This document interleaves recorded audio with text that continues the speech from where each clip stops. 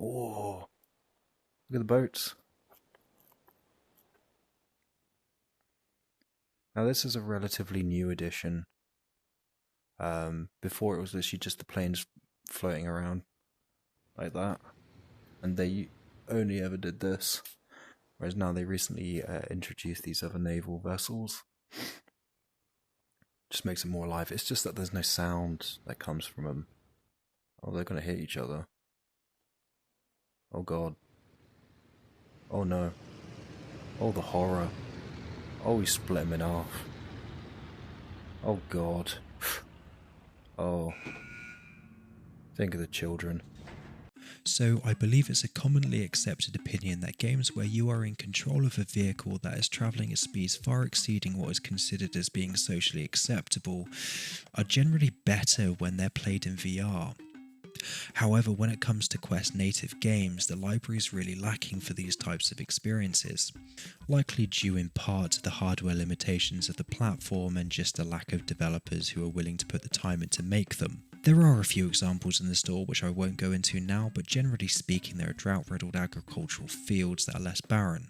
Warplanes Battle over Pacific is one of those games that is gasping for a "the" in the title, but also one of those games that is on the Quest store and is really deserved of your attention. Firstly, it's just stupid fun. There's nothing more exhilarating than blitzing around at 400 miles an hour in what is effectively a glorified tin pan complete with engine, wings and a couple of 20mm cannons strapped on for good measure. And secondly, it's really quite feature packed. You have baked in single player campaign, a multiplayer game mode that gives lots of different types of lobbies, and there's a surprisingly large amount of planes that you can fly about in. Another thing that's super cool about the game is that I think it takes up something like 600 megabytes of storage, so it effectively costs less to your headset's memory than the first minute of this video cost to my hard drive. It's also cross-buy, which means that you get the PC VR version of the game as well if you've got a PC that's VR capable, which is something I always love to see developers do. It's theoretically lost revenue to them, but it's nice not to have to buy the same game twice. Cough cough onward, cough cough. Now, this game is not a flight simulator by any stretch of the imagination, so just get that thought out of your mind and don't listen to the people who tell you that it is. It does have a nice flight model though, and the planes do get shredded apart by the types of ordnance that they should be shredded apart by. But the bullets do not have drop. They also magically disappear after a certain distance, and the best way to tell whether or not your bullets are going to hit a target or not is whether or not the enemies have a nice little health bar above them. So if you can't see that little marker, save your bullets, as no matter if it's a stationary target and your bullets are travelling in a straight line, they're not going to touch it. But that being said, your regular machine guns do have unlimited ammo, but your cannons, rockets or bombs do not. Oh, and one more thing, the more throttle you pull in and the harder you pull back on the stick, the tighter of a turn you can achieve, which is just fundamentally incorrect, as you would effectively tear the wings off of the plane if you went full speed and pulled back on the stick until it stopped moving. From a visual perspective, the game genuinely looks really good. The developers managed to pull off like that right balance of realism within the cartoony graphic art style they went for. They actually recently updated the visuals of the game, making the foliage more visible to players at altitude and overall making the game look just a little better and more polished. There does only really seem to be one type of game environment though, which is that idyllic island getaway with some superheated flaming prop planes falling from the sky sprinkled in on occasion.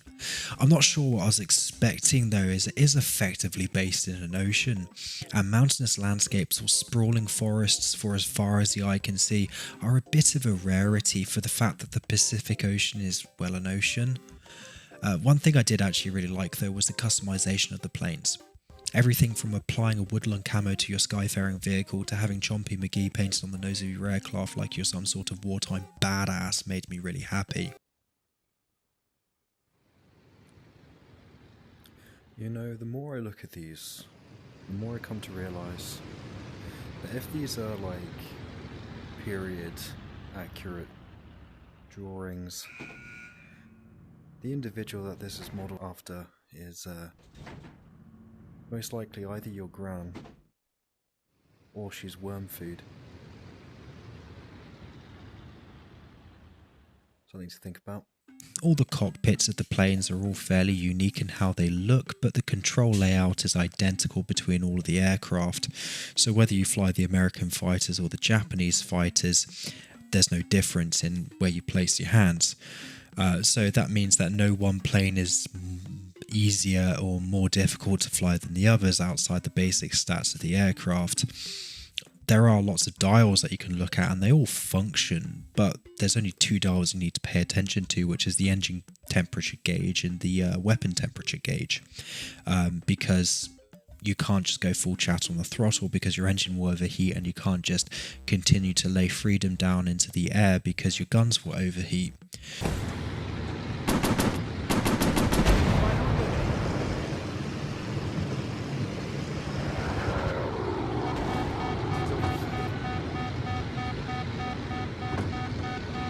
So it's kind of like a nice little balance mechanic, which does mean that you have something other than just knowing you need to kill to bear in mind as you flit about the air like a pretty little butterfly. From an audio perspective, the planes all sound good, although they do all basically sound the same. However, if you drop into a Japanese fighter though, you will notice a distinct change in the tone of the engine's output. Guns sound like, well, guns, and there are some voice lines which frankly just add noise into the situation, as the pilot will say stuff like, "Oh, my aileron has broken," "Oh, the rudder has stopped working," if you take fire.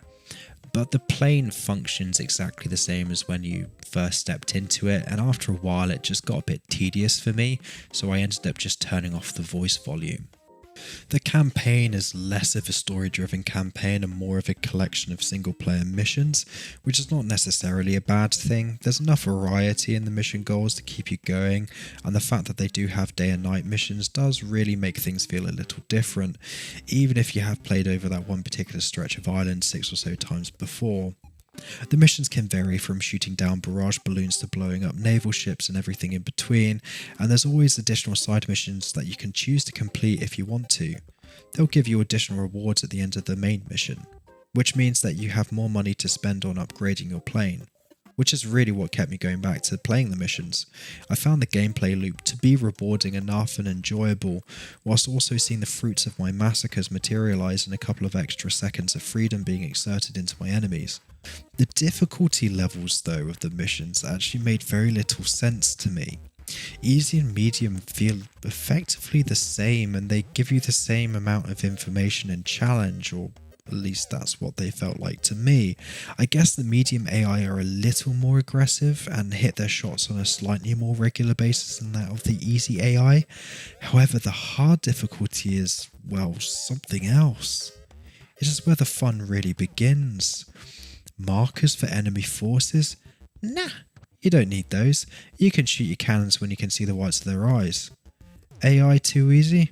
Pah, have 1,000 angry wasps attack you from all directions. Decided to go on this mission by yourself. I'm impressed. Here is your task. Protect our ships. You have to focus your fire on enemy bombers. Keep your eyes open. It effectively goes from 2 levels of warm cushions and hot chocolate to please God make it stop. I found that the hard difficulty to be the most rewarding from a skill perspective, but outside the additional earnings you get from completing the missions, there's no real reason to play in it. It does give me an idea though. If I can hit 150 likes on this video, which should be relatively easy to achieve, but let's just say 150 likes on this video, I will reset my player's profile and turn Warplanes into War Souls or Dark Planes or whatever you want to call it, and just play the game on the hardest difficulty from the start to finish. God, I hope I'm not going to live to regret that. But if any of you have actually managed to make it to close to like 10 minutes into this video, just leave a comment down below, give us a thumbs up, and you can see me torture myself in a future video maybe. Anyway, the multiplayer component of the game is surprisingly really fun. Did he just stop? Oh, I crap. was landing, excuse me. Yeah, no. And performs significantly better than other recent multiplayer releases on the Quest platform. There are a few game modes. I have only played TDM and Free-for-all though. I believe there is a co-op and a couple of other multiplayer modes, but I've just not played them, so therefore I just don't have an opinion on them. Of the multiplayer I have played though, it makes you realise how quickly you would have become a red mark on the floor if you were actually there in World War II. Playing against other people is always a blast, especially when it comes to exhausting the life of their virtual avatar in a three-dimensional space. It's exhilarating, and thankfully all the planes are unlocked for you to use, so no one person has an advantage from a vehicle perspective, just a skill one. Open comms are a thing, but thankfully they give you a radio where you can turn the comms to open, team or closed. It comes in handy from time to time. Once again, you can customize your planes, and actually there's a lot more paint schemes available to you in the multiplayer mode. They are attached to your pilot's level though, so the higher up the rankings you get, the more scantily clad women who are now in their late 90s you have available to you to paint onto your plane. Overall, Warplanes Battle over Pacific is one of those games that everyone should just give it a go. It's not going to be for everyone, but from a dumb fun perspective, it just hits all the right notes in my brain to make it squeak like a freshly polished basketball court. And for 18 Imperial credits of the realm or 20 V-Bucks, it sits in that category of cheap enough to buy it just to give it a go, but expensive enough to take advantage of Meta's generous refund policy if you don't like it. Anyway, I hope you enjoyed the video, and I'll see you